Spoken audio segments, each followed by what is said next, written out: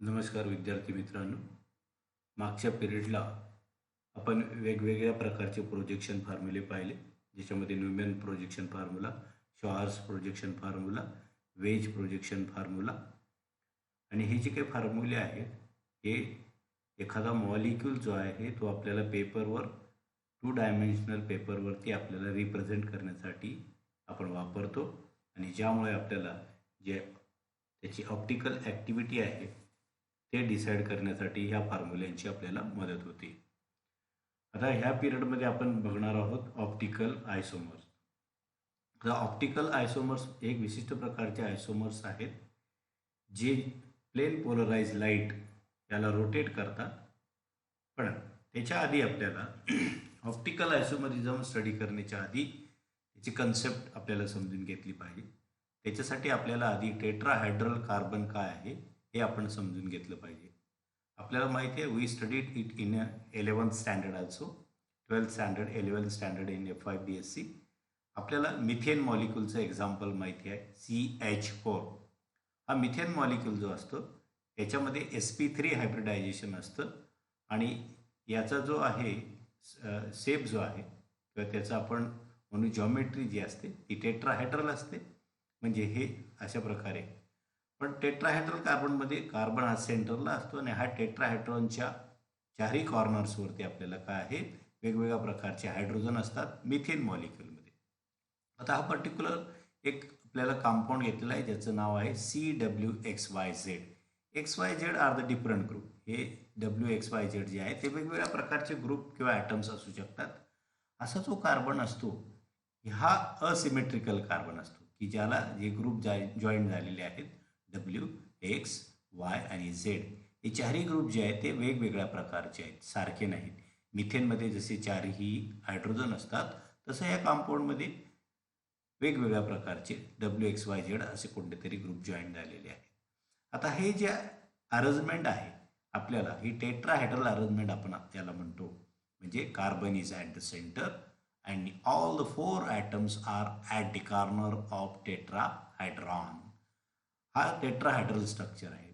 हे von of लिवेलने मांडलेलं structure आहे आणि याचा उपयोग जो आहे आपल्याला ऑप्टिकल ॲक्टिव्हिटी डिसाईड करण्यासाठी होतो. आता हा जो कंपाऊंड आहे हा जर आपण मिरर समोर पकडला, when we put this compound or hold this compound in front of the mirror, we get the mirror image. त्या कंपाऊंडचे आपल्याला काय मिळेल, मिरर इमेज असं मिळेल आपल्याला. हा जो पर्टिक्युलर कंपाऊंड आहे हा आणि हा एकमेकांचे काय आहेत मग या मिरर इमेजेस आहेत. आता ह्या मिरर इमेजेस जर आपण पाहिल्या, पहिली इमेज एक्झॅक्टली उचलून ह्या दुसऱ्या इमेजवर जर ठेवली तर दोघी इमेज काय होते मॅच होत नाही. कारण काय आहे इथे हा डब्ल्यूवर मॅच होईल, हा एक्स जो आहे तो झेडवर जाईल, हा झेड जो आहे तो एक्सवर येईल आणि वाय हा वायवर.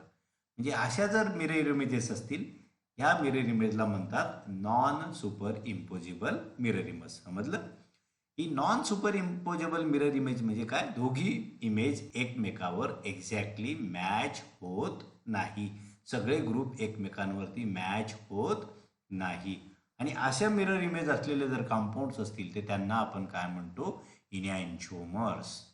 याला काय म्हणतो आपण, इनॅन्शोमर्स म्हणतो. मग आपण थोडक्यात इनॅन्शोमर्सची किंवा इनॅन्शोमरिझमची आपण याच्यामध्ये डेफिनेशन करता येईल.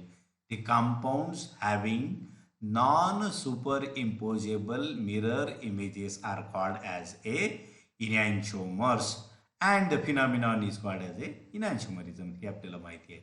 म्हणजे हे दोन जे कंपाऊंड आहेत हे एकमेकांचे मिरर इमेजेस नाहीत, non super imposable mirror images आहेत. म्हणजेच काय, ऑप्टिकल ॲक्टिव्हिटी डिसाईड करण्यासाठी आपल्याला non super imposable mirror images लागतात. पण त्याच्यासाठी आपल्याला काय, ऑप्टिकल आयसोमरिझमसाठी आपल्याला कंपाऊंड जो आहे तो CWXY आणि Z या फॉर्ममध्ये असला पाहिजे. CWXYZ या फॉर्ममध्ये तो असला पाहिजे.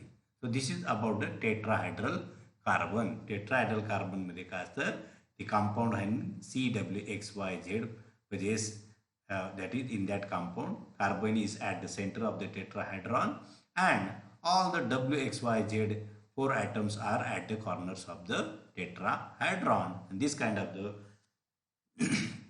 carbon is called as a tetrahedral carbon. And this kind of the carbon, when we hold it in front of the mirror, it has been found that the mirror images are non-superimposable. That means mirror images are non-superimposable, then they are the enantiomers of each other.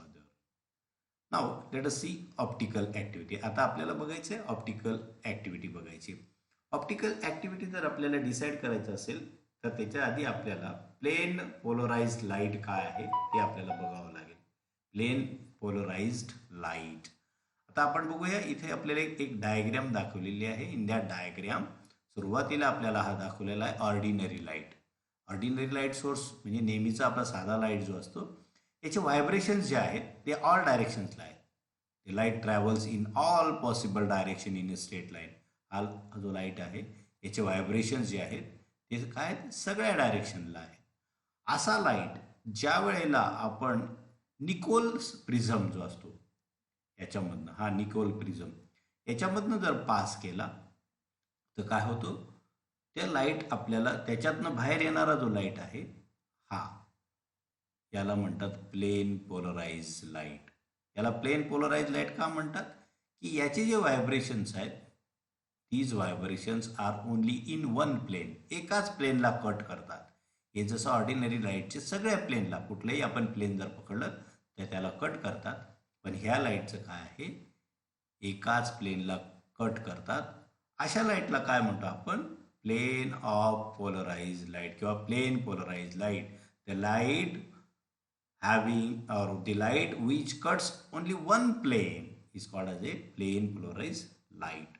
असा plain of polarise light जो आहे तो आपण एखाद्या कंपाऊंडमधनं pass केला तर काय होतो, इथं समजा ऑप्टिकली ॲक्टिव्ह सबस्टन्स आहे. ज्या कंपाऊंडची ऑप्टिकल ॲक्टिव्हिटी आपल्याला डिसाईड करायची आहे, ठरवायची आहे, तो जर आपण इथे ठेवला आणि हा प्लेन पोलराइज लाईट त्याच्यातनं पास केला तर आपल्याला त्या लाईटचं रोटेशन मिळतं. त्याला काय म्हणतात, रोटेशन. Observe rotation. ते अल्फा सिम्बॉलने दाखवतात. रोटेशन काय असू शकते, ह्या लाईटचं रोटेशन एकतर क्लॉकवाईज डायरेक्शनने असेल म्हणजे घड्याळाच्या दिशेने, किंवा अँटी क्लॉकवाईजने. हे जे आहे ते अँटी क्लॉकवाईजने आणि हे जे आहे ते क्लॉकवाईज डायरेक्शनने. कुठल्याही एकाच डायरेक्शनने तो आपल्याला रोटेशन दाखवेल. आणि ते ॲनालायझर, हा दुसरा अजून एक निकोल प्रिझम असतो, त्याच्यामधनं हा आपण ॲनालाइज करू शकतो लाईट आणि तो आपल्याला ऑब्झर्व करता येतो. आता लाईट हा राईट हँड साईडला म्हणजे क्लॉकवाईज डायरेक्शनने किंवा अँटी क्लॉकवाईज डायरेक्शनने म्हणजे लेफ्ट हँड साईडला कंपाऊंड रोटेट करतो. जो कंपाऊंड प्लेन पोलराइज लाईटला रोटेट करतो त्याला आपण ऑप्टिकली ॲक्टिव्ह कंपाऊंड असं म्हणतो. The compound which rotates plane of polarise light is called as a optically active compound. आता ही आपण ऑप्टिकल ॲक्टिव्ह कंपाऊंडची ॲक्टिव्हिटी जी आहे किंवा त्याची ऑप्टिकल ॲक्टिव्हिटी जी आहे ती एका इन्स्ट्रुमेंटच्या सहाय्याने आपण मेजर करतो आणि त्या इन्स्ट्रुमेंटला आपण म्हणतो पोलरीमीटर. ही एक प्रकारे पोलरीमीटरची डायग्रॅम आहे, ज्या प्रकारे त्याच्यामध्ये वर्किंग होतो. म्हणजे ऑर्डिनरी लाईट आहे, हा पोलरायझर म्हणजे निकोलचा प्रिझम आहे, त्याच्यामधनं हा लाईट पास होतो, आपल्याला प्लेन पोलराइज लाईट मिळतो. and when this plane polarized light passes to the sample, ज्याची आपल्याला ऑप्टिकल ॲक्टिव्हिटी डिसाईड करायची आहे, त्याच्यातनं पास केलं तर तो आपल्याला रोटेशन दाखवतो आणि ते आपण ॲनालायझरमध्ये ॲनालाइज करू शकतो. त्याचं रोटेशन त्याला आपण ॲनालायझर म्हणतो. हा देखील एक निकोलचाच प्रिझम असतो आणि निकोल प्रिझम म्हणजे कॅल्साईट किंवा कॅल्शियम कार्बोनेटपासून बनलेला आपल्याला असतो. आता ही ॲक्टिव्हिटी कशी काय मेजर केली जाते, मग हे जे पोलरीमीटर आहे मगाशी सांगितल्याने हा एक आणि हा एक, दोन निकोल प्रिझम असतात. एक निकोल प्रिझमला पोलरायझर आहे आणि दुसरं काय आहे, ॲनालायझर आहे. आणि मध्ये याच्यामध्ये जे असते पोलरीमीटर ट्यूब जी आहे ती दोघी प्रिझमच्या मध्ये ठेवलेली असते आणि त्याच्यामधनं आपण पोलराइज लाईट काय करतो, पास करतो. आता याचं वर्किंग कसं करतो आपण हे आपण बघूया. वर्किंग ऑफ पोलरीमीटर जे आहे आपण या प्रकारे पाहिलेलं आहे की याच्यामधनं आपल्याला काय आहे, आपण हा ऑर्डिनरी लाईट पास करणार. सुरुवातीला हे जे लेन्स आहेत हे लेन्स आपण अशा प्रकारे ॲडजस्ट करणार की ज्या वेळेला आपण सॅम्पल ठेवलेला नाही आहे त्यावेळेला आपल्याला मॅक्झिमम लाईट पास होईल. कसा होईल? त्या ॲनालायझरमधनं ऑब्झर्व करू आपण की त्यावेळेला आपल्याला काय मिळेल? मॅक्झिमम लाईट मिळेल. या प्रकारे आपण हा काय करायचं आहे, हे निकोल प्रिझम आपण रोटेट करणार. बरोबर आहे? हां. आता याच्यामध्ये पोलराइज लाईटची ही डायग्राम दिली. Beginning the lens adjusted that so that the maximum amount of light is allowed to pass. याच्यातनं पास झाला, मॅक्झिमम लाईट मिळाला की त्यावेळेला आपण सॅम्पल ट्यूबमध्ये सॅम्पल भरून या कंपार्टमेंटमध्ये सॅम्पल ठेवणार. हा सॅम्पल ठेवल्यानंतर काय होईल? लाईट जो आहे त्याचं जी इंटेन्सिटी ती काय होईल? डिस्टर्ब होईल. ट्रान्समिशन ऑफ लाईट काय होईल? डिस्टर्ब होईल. आणि मग त्यावेळेला आपण पुन्हा काय करणार? ॲनालायझर जो आहे तो अशा प्रकारे रोटेट करणार की आपल्याला आधी मिळणारा लाईट जो आहे मॅक्झिमम इंटेन्सिटीचा तो पुन्हा मिळायला पाहिजे. तो जर मिळाला त्यावेळेला आपण त्याचं रोटेशन ऑब्झर्व करणार. त्यावेळेला आपल्याला काय करता येईल? Such original transmission of maximum light is obtain and thus measure the angle of rotation. मग आपण ज्या दिशेने ते रोटेट करू analyser in order to obtain the maximum light, त्यावेळेला आपण अँगल ऑफ रोटेशन जो आहे पोलरीमीटरच्या सहाय्याने काय करणार? नोट डाऊन करणार. ऑब्झर्व रोटेशन अल्फा त्याला आपण म्हणतो. आणि त्यावरून आपण ठरवणार की कंपाऊंड ऑप्टिकली ॲक्टिव्ह आहे. पण ऑप्टिकल ॲक्टिव्हिटी दोन प्रकारची असतात, ते आपण पुढे आता बघणारच आहोत. आता हे जे काही extent of angle of rotation आहे, जो अँगल रोटेट करणार तो राईट हँड साईडने रोटेट करेल किंवा लेफ्ट हँड साईडने रोटेट करेल. तो अल्फा हा कशावर डिपेंडेंट असतो? जो आपण सबस्टन्स ज्याची ऑप्टिकल ॲक्टिव्हिटी आपल्याला डिसाईड करायची आहे त्याच्या नेचरवर अवलंबून असतं. लाईट जो आपण त्याच्यातनं पास करणार आहे त्याची वेव्हलेंथ काय आहे. नंतर आपण जे सोल्युशन घेतलेलं आहे कंपाऊंडचं त्याचं concentration in gram per ml किती आहे. आणि नेचर ऑफ सॉल्व्हंट, आपण सॉल्व्हंट कुठला वापरतोय त्याच्यावरती. Length of the path through which polarised light, म्हणजे आपण जो सॅम्पल आहे तो ट्यूबमध्ये ठेवणार. त्या ट्यूबची काहीतरी डायमीटर असेल, ती जी लेंथ आहे ती किती आहे त्यानुसार त्याचा अँगल ऑफ रोटेशन अवलंबून असतो. आणि शेवटचा फॅक्टर आहे temperature at which the measurements are made. कुठल्या टेम्परेचरला आपण मेजरमेंट करतोय त्याच्यावरती हे अवलंबून असतं. म्हणजे the angle of rotation depends upon nature of solvent, wavelength of light used, concentration of the solution in gram per ml, nature of the solvent, path length and temperature of measurement वरती अवलंबून असतो. पुन्हा ही आपल्याला schematic diagram दिलेली. Operation कसं चालतं? Ordinary light निकोलच्या प्रिझममधनं pass केलं. Ordinary लाईटचे व्हायब्रेशन सगळ्या दिशांना आहेत. निकोल प्रिझममधनं पास केलं. त्यानंतर आपल्याला प्लेन पोलराइज्ड लाईट मिळाला, ज्याचं एका डायरेक्शनमध्ये आपल्याला काय आहे किंवा एकाच प्लेनला कट करणारे व्हायब्रेशन्स आपल्याला मिळतात.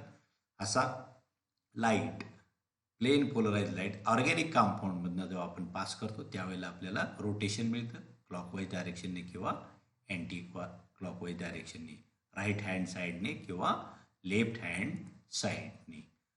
आता याच्यामध्ये हा अँगल ऑफ रोटेशन आपण जो अल्फा ज्याला आपण म्हणतो, स्पेसिफिक रोटेशन ज्याला म्हणतो, हा आपण त्याचा फॉर्म्युला आपल्याला दिलेला आहे. Alpha is equal to alpha observe divided by length into concentration of the solution. Length of the tube आणि कॉन्सन्ट्रेशन ऑफ द सोल्युशन, त्याला आपण म्हणतो स्पेसिफिक रोटेशन. त्याची डेफिनेशन आपल्याला करता येईल.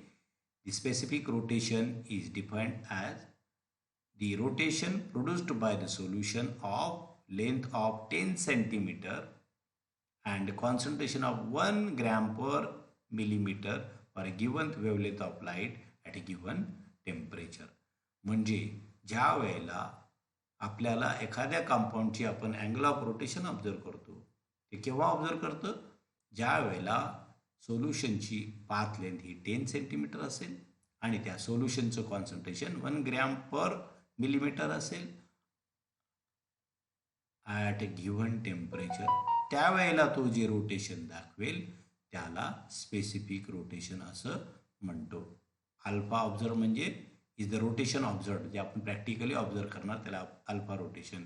L is the length in decimetre, म्हणजे जी सॅम्पल ट्यूब आहे तिची length. C is the concentration in gram per ml. आणि स्पेसिफिक रोटेशन जे आहे ते अशा प्रकारे आपण दाखवतो. अल्फा किती आहे +3 डिग्री, म्हणजे +3 डिग्री आहे. हा इथं 25 टेम्परेचर आहे आणि खाली काय दिलेलं आहे त्याचं आपल्याला वेव्हलेंथ ऑफ लाईट डी, हे अशा प्रकारे आपण ऑब्झर्व करतो. आता हा जो लाईट आहे मग एक तर राईट हँड साईडने आपल्याला रोटेट करेल कंपाऊंड किंवा लेफ्ट हँड साईडने. आता आपण त्याचं डिटेल राईट हँड साईडने रोटेट करणारा असेल आणि लेफ्ट हँड साईडने रोटेट करणारा त्याला काय म्हणतात ते पाहू. आता ऑप्टिकल आयसोमरिझम म्हणजे काय मग? The compounds having similar physical and chemical properties but difference in only behavior towards the plane polarized light are called optical isomers. म्हणजे कंपाऊंडचं काय फिजिकल प्रॉपर्टीज देखील सारख्या आहेत, केमिकल प्रॉपर्टीज सारख्या आहेत, परंतु ती प्लेन पोलराइज लाईटला वेगवेगळ्या दिशेने रोटेट करतात. असे जे आयसोमर्स आहेत त्यांना आपण ऑप्टिकल आयसोमर्स असं म्हणतो. And the phenomenon is called as a optical isomerism. म्हणजे काय होईल? Compounds having similar physical and chemical properties but differing only in the behavior towards polarized light are called as a optical isomers, and the phenomenon is called as optical isomerism. The optical activity of substance is divided into the 3 types. आता 3 प्रकारे ते divide केलेले आहे. पहिला आहे dextrorotatory, म्हणजे compound जर plain polarise लाईटला right hand साईडने म्हणजे क्लॉकवाईज डायरेक्शनने घड्याळाच्या दिशेने रोटेट करत असेल तर तो जो आयसोमर आहे त्याला म्हणतात डेक्स्ट्रो रोटेटरी आयसोमर. तो पॉझिटिव्ह सिम्बॉलने पण दाखवतात. डेक्स्टर मीन्स राईट हँड साईडला रोटेट करणारा, हा स्मॉल डीने पण दाखवतात किंवा पॉझिटिव्ह सिम्बॉलने पण दाखवतात. मग काय म्हणता येईल आपल्याला? डेक्स्ट्रो रोटेटरी आयसोमर म्हणजे काय? The optical isomer which rotates plane of polarized light in right hand direction or in a clockwise direction is known as dextrorotatory. हा पहिला. आणि दुसरा काय मग? the optical isomer which rotates plane polarized light in left hand direction, डाव्या हाताला म्हणजे anti clockwise डायरेक्शनने जर रोटेट करत असेल तर त्याला म्हणतात लिओ रोटेटरी आयसोमर. आणि तो सिम्बॉल जो आहे तो एलने, स्मॉल एलने दाखवतात किंवा निगेटिव्ह साईनने आपण त्याला मेन्शन करतो. हे 2 प्रकार. आणि तिसरा जो आहे हा रेसिमिक मिक्सचर, म्हणजे ज्याच्यामध्ये काय असतं पॉझिटिव्ह आयसोमर आणि निगेटिव्ह आयसोमर, म्हणजे डेक्स्ट्रो रोटेटरी आणि लिओ रोटेटरी हे इक्वल अमाऊंटमध्ये असतात.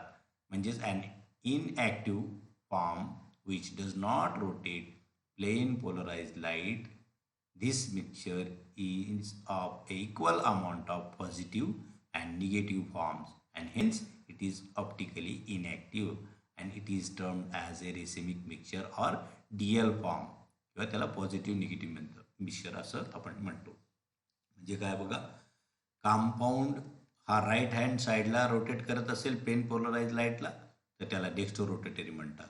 कंपाऊंड हा प्लेन पोलराइज लाईटला लेफ्ट हँड साईडने रोटेट करत असेल तर त्याला आपण लिओ रोटेटरी म्हणतो. आणि कंपाऊंड जर राईट हँड साईडने रोटेट करत असेल तर तो ऑप्टिकली ॲक्टिव्ह असेल. तो लेफ्ट हँड साईडला जरी रोटेट करत असेल तर तो ऑप्टिकली ॲक्टिव्ह असतो. म्हणजे जो कंपाऊंड प्लेन पोलराइज लाईटला रोटेट करतो तो ऑप्टिकली ॲक्टिव्ह असतो. पण ज्याच्यामध्ये हे दोघी आयसोमर इक्वल अमाऊंटमध्ये प्रेझेंट असतील, पॉझिटिव्ह आयसोमर आणि निगेटिव्ह आयसोमर किंवा डी फॉर्म किंवा एल फॉर्म जर इक्वल अमाऊंटमध्ये असतील तर ते मिक्सचर जे असतं त्याला रेसिमिक मिक्सचर म्हणतो.